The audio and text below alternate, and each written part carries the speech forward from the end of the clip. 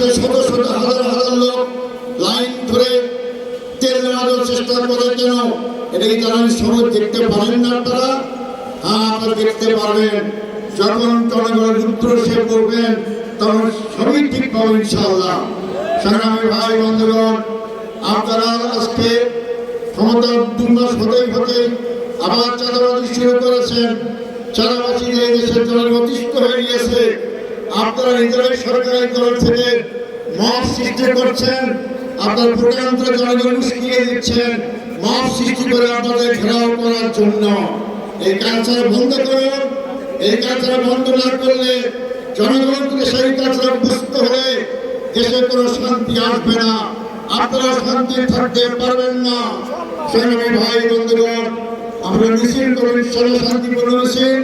আমাদের এই মিছিল যেখানে যাওয়ার কথা সেখানেই যাবেন, প্রশাসনিক করে যাবেন। আমরা বলতে চাই এই গণমিছিল আজকে শেষ পর যদি বরাবরই সরকার মেনে সংসদ চলবে আগামীকাল থেকে, সেখানে ঘোষণা দেন যে আমরা গণরায় বাস্তবায়ন করার জন্য সংবিধান সংস্কার করব, তার জন্য পদক্ষেপ গ্রহণ করবেন। আমরা সংসদে যারা এসে সহযোগিতা করব। আর যদি না করেন আগামী দিনে আন্দোলনের জন্য মোকাবেলা প্রস্তুত হন। আমরা হাসিনাকে 16 বছর সুযোগ দিয়েছি, সেই শক্তি আপনাদের নয়। সংখ্যাগরিষ্ঠতা মানুষের ক্ষমতায় রাখে না।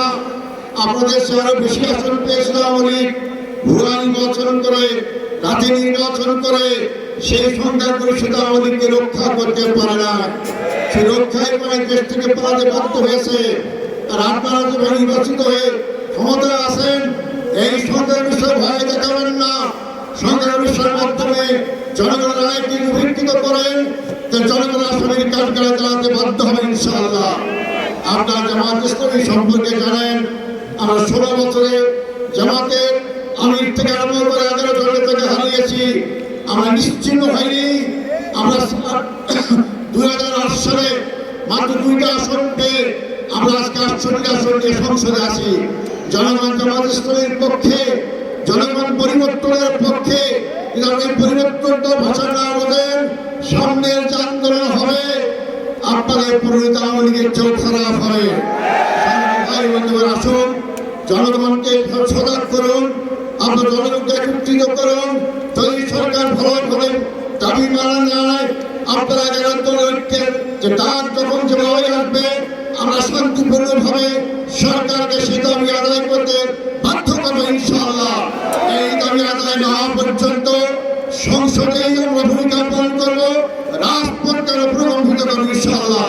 সেই আবেদন থেকে সেই দাবি জানিয়ে আমাদের বক্তব্য শেষ করছি। মিছিল হবে, মিছিল করেন।